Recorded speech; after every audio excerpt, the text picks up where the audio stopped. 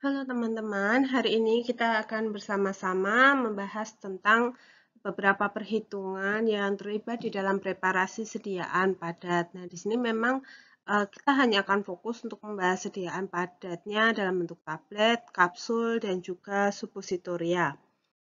Yang pertama, kita akan membahas dulu terkait dengan kekuatan obat ya. Meskipun saya yakin teman-teman pasti sudah memahami hal ini, tapi menurut saya tidak ada salahnya jika saya mengingatkan kembali materi tentang hal ini. Perlu diingat bahwa suatu sediaan tablet atau kapsul itu bisa jadi tersedia dalam beberapa pilihan kekuatan. Jadi untuk zat aktif yang sama, itu seringkali di pasaran tersedia dalam beberapa kekuatan yang berbeda gitu. Contohnya, misalnya simvastatin, tablet simvastatin ada yang 10 mg, ada yang 20 mg.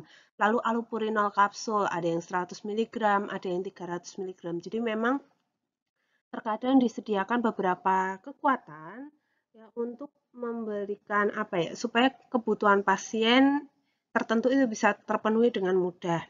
Nah, pemilihan kekuatan obat yang dipilih itu tentu akan didasarkan pada dosis obat yang dibutuhkan oleh pasien. Jadi misalnya seorang pasien membutuhkan methylprednisolon dengan kandungan 6 mg. Jadi dokter misalnya meresepkan per orang 6 mg. Namun realnya di apotek seperti itu misalnya hanya ada tablet dengan kekuatan 4 mg, 8 mg, dan juga 16 mg. Lalu mana tablet yang akan dipilih gitu? Nah, di sini kita bisa memilih mana yang paling mudah gitu. Ketika kita menggunakan 4 mg itu terlalu sedikit. Sedangkan ketika kita menggunakan 8 mg itu terlalu besar. 16 mg juga terlalu besar, maka kemungkinannya pilihannya adalah yang 4 dan 8 mg. Lalu kita lihat, kalau misalnya kita menggunakan 4 mg, mari kita gunakan rasio dan proporsi, maka berapa banyak yang harus diminum. Jadi kalau 4 mg per tabletnya, jadi kalau kita butuh 6 mg, maka saya akan membutuhkan 1,5 tablet jika menggunakan yang 4 mg. Tapi kalau saya menggunakan yang 8 mg, maka saya butuh 0,75 tablet ya. Nah, sekarang menurut teman-teman, mana yang lebih mudah? Pasien membagi tabletnya menjadi 0,75 tablet atau 3/4 tablet, atau pasien minum 1,5 tablet. Nah, itu kalau dari segi kemampuan membagi, itu akan lebih nyaman jika menggunakan yang 1,5 tablet ya daripada yang 3/4 tablet ya. Jadi kita bisa memilihkan obat sejumlah yang sejumlah yang sejumlah yang dibutuhkan dengan satu kali penggunaan 1,5 tabletnya. Nah, tapi teman-teman juga harus ingat bahwa ada beberapa sediaan yang tidak boleh digerus dan juga tidak boleh dibagi ya, bahwa contohnya ada tablet-tablet yang modified release dalam bentuk sustain release, itu memang extended release itu tidak boleh dibagi, tidak boleh dibelah. Jadi kalau itu tidak bisa ada alternatif untuk penggerusan atau pembagian sesuai dengan kebutuhan dosis pasien. Silahkan menghubungi menghubungi dokter yang menulis resepnya. Kemudian, contoh yang pertama di sini mari kita kerjakan bersama-sama. Sebuah obat merek X tersedia dalam bentuk tablet dengan kekuatan 50 mg. Apabila di dalam resep pasien harus menggunakan 100 mg per hari selama 3 minggu, maka berapa tablet yang dibutuhkan? 3 minggu itu sama dengan 21 hari ya. 21 hari ya, di mana setiap hari butuhnya 100 mg, sehingga total untuk 21 hari atau untuk 3 minggu kita butuh 2100 mg.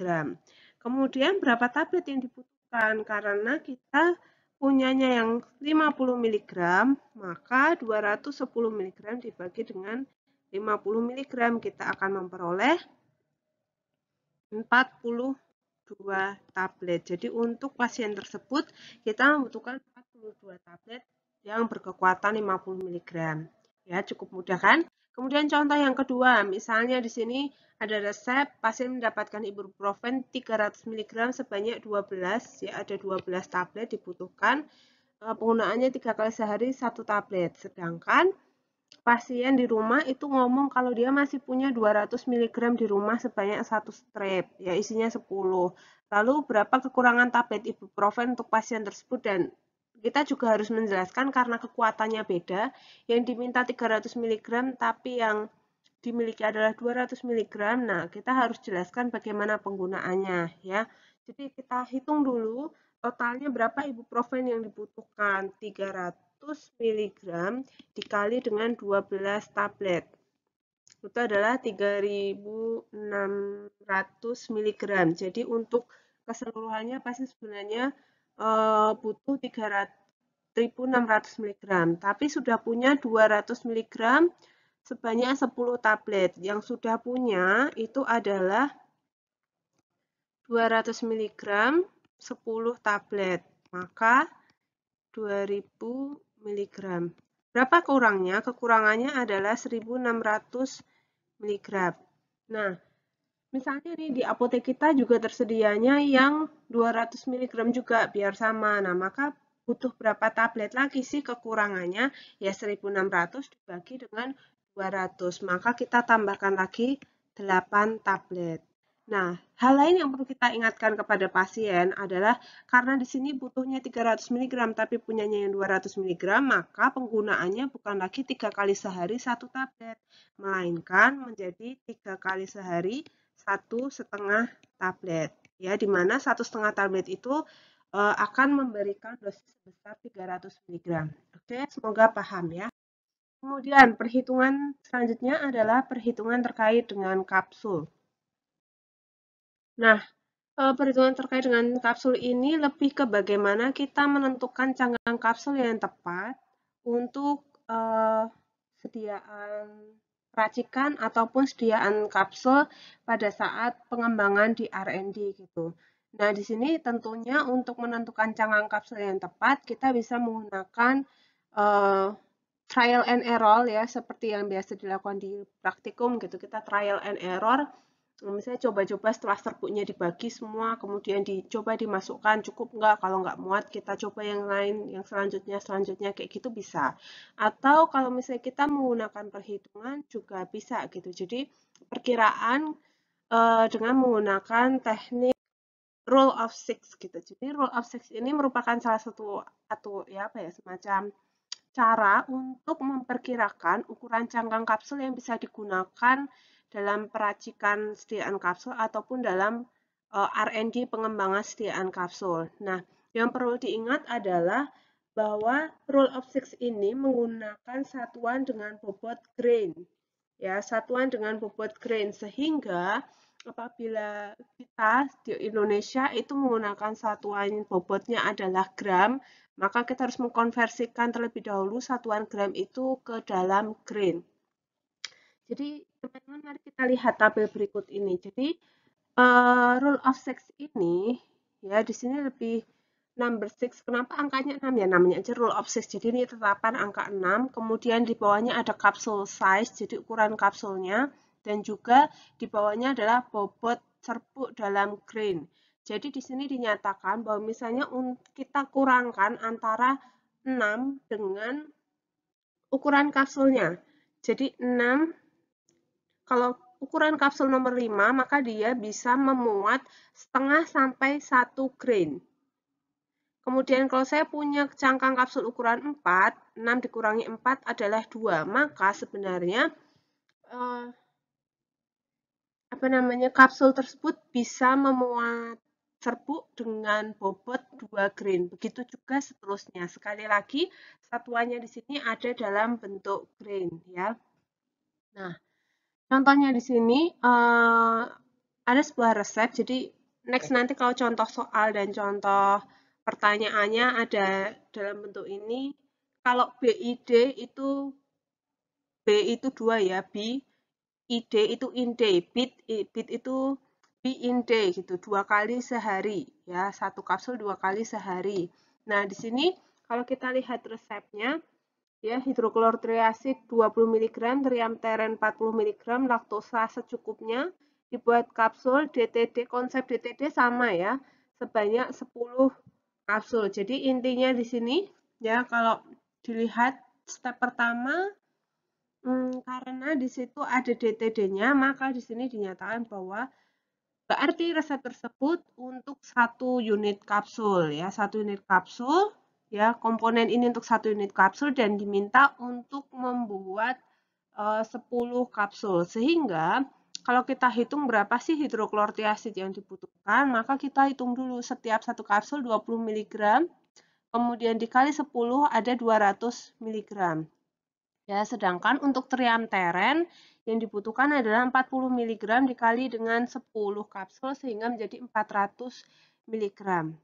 Ya, kemudian karena ini kebetulan di resep ini diminta sekian dan di rumah sakit atau di apotek tidak tersedia hidroklortiasid maupun triamteren dalam bentuk serbuk, adanya dalam bentuk tablet. Ya, sehingga kita hitung dulu berapa jumlah tablet yang dibutuhkan. Nah, misalnya di sini setiap satu tablet hidroklortiasid itu mengandung 50 mg.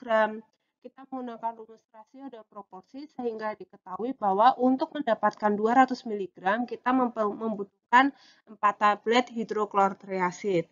Kemudian untuk triamteren sama, triamteren itu tersedia dalam bentuk dalam kekuatan 50 mg per tabletnya, di mana di sini kita membutuhkan 400 mg. Menggunakan rasio dan proporsi, kita akan membutuhkan 8 tablet triamteren untuk resep ini. Nah, kemudian 4 tablet hidroklortiasid dan 8 tablet triamteren itu ditimbang. Ya, misalnya di sini bobot dari 4 tablet itu adalah 800 mg dan untuk 8 tablet triamteren adalah 1200 mg sehingga bisa kita asumsikan ketika mereka nanti digerus dan dicampurkan total bobotnya adalah 2000 mg. Kemudian di sini kita mencari kapsul nomor berapa sih yang cocok. Nah, kalau kita menggunakan roll of 6 ya, kita perlu mengira-ira dulu berapa sih ukuran cangkang kapsul yang sesuai. Nah, tadi total serbuknya kan 2000 mg, berarti per kapsulnya kalau tadi 2000 mg dibagi menjadi 10 kapsul, maka per kapsulnya mengandung 200 mg serbuk ya. Jadi sudah campuran serbuk ya. Kemudian karena itu bobotnya 200 mg, maka kita lihat dulu. Kalau kapsul ukuran 3 itu bisa memuat 3 grain, di mana 3 grain itu setara dengan 165 mg. Jadi kalau kalian ingat 1 grain itu setara dengan 65 mg, sekitar segitu. Sehingga di sini kalau 3 grain berarti 195 mg. Nah, dari campuran tersebut 2000 mg itu ditimbang 200 mg ya, ini per kapsulnya. Kemudian kita coba masukkan ke situ muat atau tidak ya. Kalau memang tidak muat, kita bisa beralih ke kapsul nomor 2, di mana kapsul nomor 2 itu bisa muat 4 grain. 4 grain setara dengan 260 serbuk gitu. Nah, di situ kita bisa coba cukup atau tidak. Nah, misalnya cukup, kita bisa menambahkan laktosa ya. Kalau 260 mg per kapsulnya, maka kalau butuh 10 tablet, butuh 10 kapsul, maka 2600 mg campuran. Nah, sedangkan kita cuma punya 2000 mg. Kita bisa menambahkan 600 mg laktosa ya ke dalam campuran tadi supaya menjadi 2600 dan kita bisa memperoleh kapsul berukuran 2 ya dengan kandungan hidroklortiasid 20 mg per kapsul dan 400 mg triamteren di situ.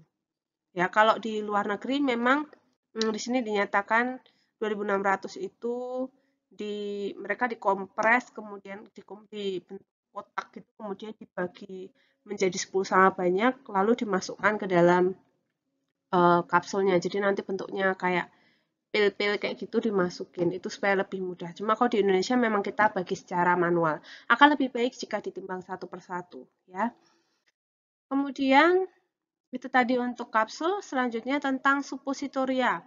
Nah, suppositoria ini perlu kita ingat bahwa dia merupakan sediaan sisipan yang bisa diberikan melalui rektal atau melalui vaginal dan juga melalui uretral. Nah, rata-rata suppositoria dengan bobot 2 gram, kemudian kalau ovula itu dengan 5 gram, dan kalau uretral itu 3-5 gram ya. Tapi kembali lagi, untuk bobot rata-rata ini bisa juga berbeda-beda. Nah, di dalam suppositoria, perhitungan utama yang terlibat adalah perhitungan terkait dengan displacement value. Displacement value itu apa? Displacement value adalah rasio dari bobot obat yang dibutuhkan untuk menggantikan sekian bobot dari basis gitu. Jadi, kita harus ingat bahwa itu bentuknya sediaan pada, di mana setiap material itu tentu memiliki bobot jenis yang berbeda-beda. Nah, sehingga ketika kita menggunakan cetakan, kalau pembuatan suppositoria saat ini kan menggunakan konsep pencetakan ya. Jadi pembuatan suppositoria kan ada yang dengan tangan, ada yang pencetakan, dilelehkan terus dicetak itu tadi, ada juga yang dikompres. Nah, displacement value ini biasanya digunakan untuk menghitung berapa jumlah basis yang dibutuhkan ya setelah ditambahkan zat aktif gitu.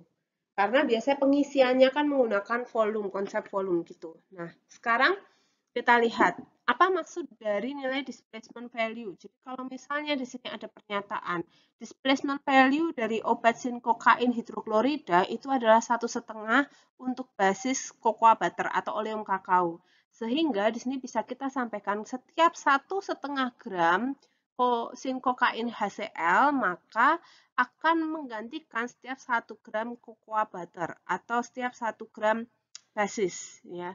Sehingga contoh aja nih, contoh aja kalau saya punya punya apa namanya bobot suppositoria harapannya 2 gram ya dengan kandungan sinkokain HCl sebanyak 1,5 gram ya maka berapa banyak sih cocoa butter yang dibutuhkan. Nah, itu kita perlu hitung bahwa setiap 1,5 gram therapeutic agent dalam hal ini sinkokain HCl akan menggantikan 1 gram cocoa butter. Jadi dari 2 gram itu ya sudah berkurang 1 gram dari cocoa butternya. Sehingga kalau misalnya itu tadi 1,5 gram dalam satu suppositoria bukan berarti berarti karena zat aktifnya 1,5 gram kemudian cocoa butternya adalah 0,5 gram. Kan 0,5 tambah 1,5 adalah 2. Bukan begitu. Jadi kembali lagi bahwa ketika kita bicara suppositoria di sini dua bahan atau lebih itu memiliki bobot jenis yang beda. Jadi nggak bisa langsung disamakan karena pengisiannya nanti itu menggunakan sistem volume maka ada displacement value ini. Nah, kalau 1,5 gram itu menggantikan 1 gram maka kalau saya di dalam satu suppositoria itu sudah ada 1,5 gram dari 1,5 gram sinkokain HCl maka sebenarnya 1,5 gram sinkokain HCl itu setara dengan 1 gram cocoa butter.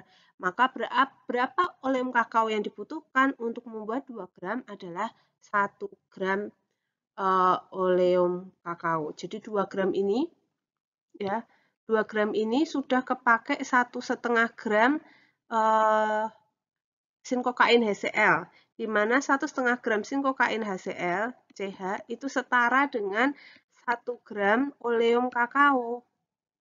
Ini ya terkait dengan nilai displacement value ini. Sehingga bisa kita katakan dari 2 gram baru dipakai 1 gram, maka kurang 1 gram lagi untuk basisnya. Seperti itu. Nah, sekarang kita lihat di sini contohnya kita diminta untuk mencari nilai displacement value atau DV untuk zat aktif di dalam basis trigliserid. Konsentrasi obat untuk masing-masing suppositoria adalah 10%. Jadi gini, ingat kembali bahwa nilai DV ini digunakan terutama kalau kita menggunakan suppositoria dengan teknik pencetakan ya. Nah, di sini untuk yang teknik pencetakan itu kita pertama perlu kalibrasi cetakannya dulu. Jadi kita perlu tahu berapa sih volume yang dibutuhkan untuk mengisi satu buah cetakan. Misalnya ada cetakan suppositoria gitu ya, anggaplah ini bentuk suppositoria, kemudian diisikan ke sini ya sampai sesuai dengan ketentuan masing-masing, misalnya sampai batas tertentu di cetakan tersebut, kita hitung berapa volumenya. Ya, setelah kita tahu volumenya, volume ini dicatat. Ya, volume ini dicatat. Kemudian setelah kita membuat ini membuat kalibrasi ini biasanya kalibrasi dilakukan dengan menggunakan basisnya saja. Nah, kemudian basis ini ya, setelah kering dikeluarkan dan ditimbang satu-satu. Itu kita akan mendapatkan step 1. Contohnya, di sini dinyatakan bobotnya adalah total 6 gram untuk 6 suppositoria dengan rata-rata 1 gram per suppositoria. Kemudian kita diminta untuk menyiapkan 6 suppositoria yang mengandung 10% obat. Jadi ya kita buat aja berapa gitu. Misalnya hitung kalau satu suppositoria itu bobotnya 1 gram ya. Kemudian kita kita buat 10 untuk 10 supo gitu. 10 supo bobotnya kan 10 gram ya. 10 gram kemudian di situ 10%-nya kan berarti 1 gram. Berarti ada 9 gram basis dan 1 gram obat. Ya, kemudian itu dicampur. Setelah menjadi campuran 10 itu kemudian dimasukkan ke cetakan ini.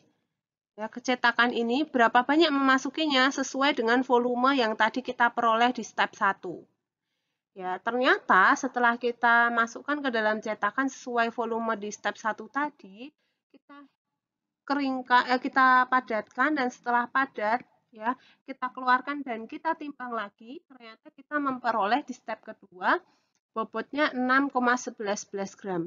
Loh kok bobotnya bisa berbeda? Ya ingat, karena bobot jenis antara basis dan juga zat aktifnya itu bisa beda, sehingga dengan volume yang sama bisa menghasilkan bobot yang beda. Jadi ingat, yang pertama tadi adalah bobot basis saja, yang kedua adalah bobot basis plus obat sebesar 10%. Ya.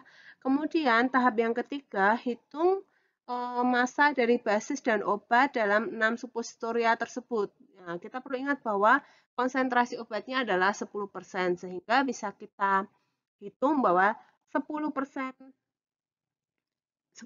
dari campuran tersebut, ya 10% dari 6,11 itu adalah obatnya, 90%-nya adalah basisnya. Jadi dari 6,11 gram itu bisa kita hitung basisnya adalah 5,5 dan obatnya adalah 0,61. Kemudian kita hitung ya, berapa sih bobot dari basis yang digantikan oleh zat aktif ya. Caranya seperti apa? Nah, ini tadi di step 1 kita punya bobot basis saja itu 6 gram.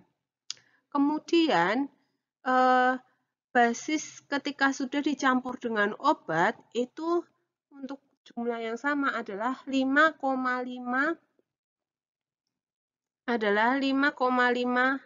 gram ya. Sehingga di sini kok warnanya beda. Ya. Ya, sehingga nilai yang digantikan adalah 0,5 gram. Jadi jumlah basis yang tergantikan oleh 0,61 gram obat itu adalah 0,5 gram. Lalu kita hitung displacement value untuk obat tersebut. Ingat ya, tadi displacement value adalah rasio antara jumlah basis yang tergantikan oleh zat aktifnya. Sehingga untuk menghitung nilai DV adalah 0,61 per 0,5.